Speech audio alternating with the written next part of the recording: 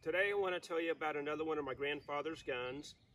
It is a 410 single shot tubular fed shotgun made by Stevens. So let's take a closer look at it. So here's the rifle. My grandfather bought it in 1941 and then he gave it to my father. Now my sister owns it. It uses 2.5 to 3 inch shells and it is tube fed. And these shotguns were made from 1939 to 1945. From one place I read, and then another place said 1939 to 1947. It has a 24-inch barrel. It's a walnut finished hardwood, and it has a cast trigger guard. The butt plate is plastic with the sliding safety on the right-hand side of the receiver. And to remove the bolt, you loosen the bolt stop screw, and then you hold the trigger as you pull it back, which will remove the bolt. To remove the barreled action from the stock, you loosen the thumb screw in the front of the trigger guard, and that releases it from the stock. Savage bought J. Stevens in April of 1920, and thus it became a division of Savage. So I'm going to give you a closer look on how it tears down, and then we'll put a couple of shotgun shells through it and let you see what that looks like. So here's a closer look at it, and it is a walnut stained hardwood stock, which, looking at it here, you can see that my father, as a youth, darkened the fore end of it, and then also here at the buttstock, he darkened that end. And it's a bolt action, tubular fed, 410. And the front sight had come off, and my grandfather refitted it and soldered it back on there. So let's turn it over here real quick and take a look at the other side.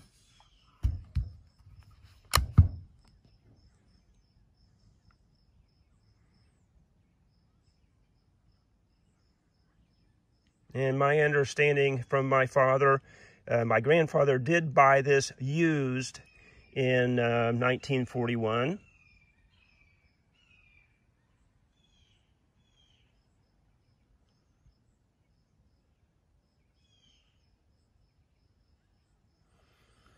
So what we'll do, we'll load it up, take a couple of shots with it, and then I will take it down for you and let you see the disassembly.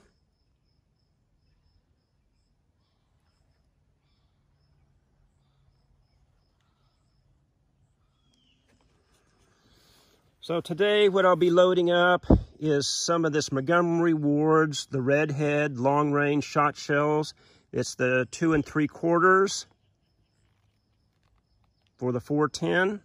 So let's load this up, a few of them, and do some target practicing.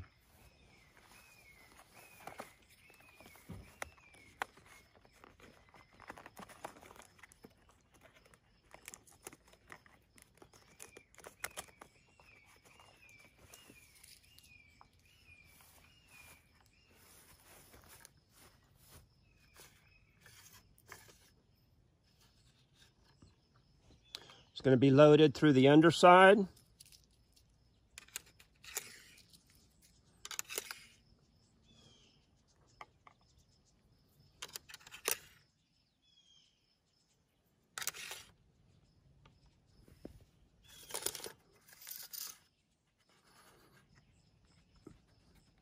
Yeah, it looks like I'm only going to get 3 in there. May have that plug on there. Just take one out real quick.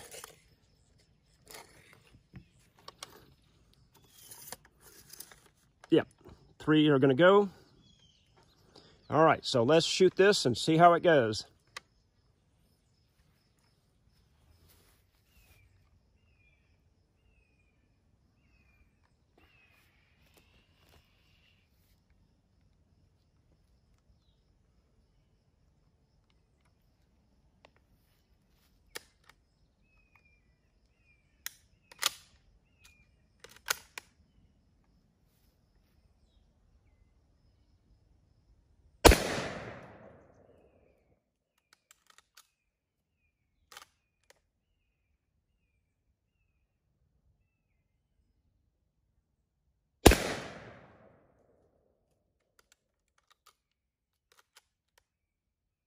safety switch is right here. It just slides forward.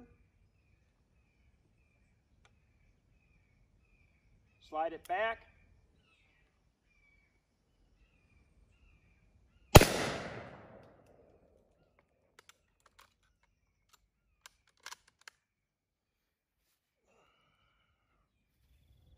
So here's what the target looks like. I was shooting at 15 feet away. You can see a hole there from where the wadding came through.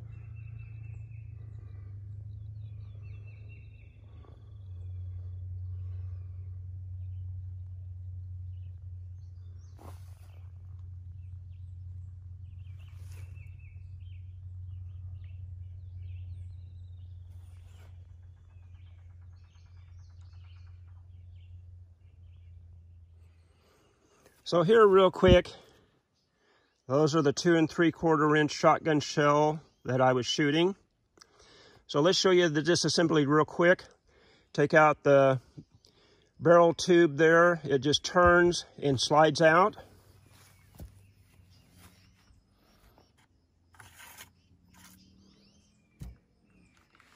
And then we have the bolt here. Real quick, I'll show you. Is the screw right there. Unscrew that.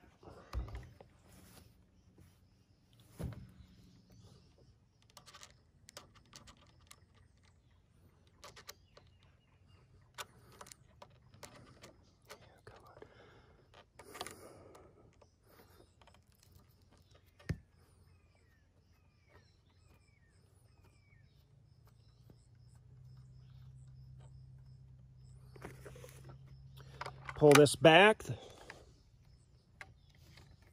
pull the trigger, the bolt comes out.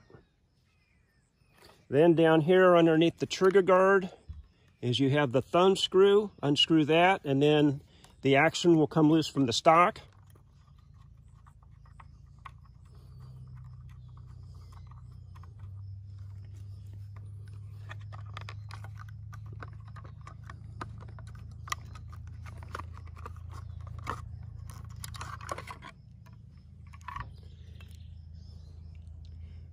So there you have it.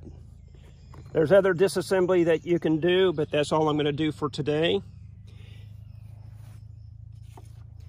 And also, while I was trying to find some information on this, I couldn't find any ads where it was listed for sale or where from, you know, like through the Sears catalog or auto parts stores or anything like that, hardware stores. But in the course of looking up old ads, I came across some vintage ads for guns, and it was interesting to note that under those vintage gun ads, I came across the Sears catalog for a Thompson machine gun.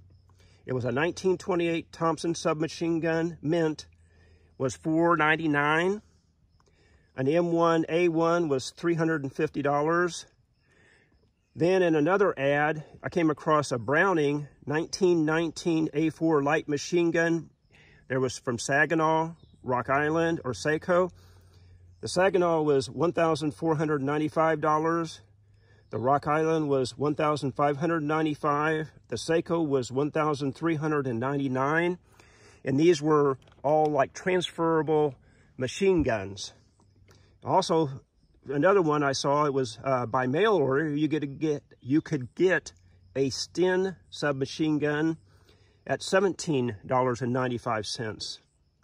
Later, another ad I saw was for the M3 grease gun for $49.95 with an extra mag for $2.50.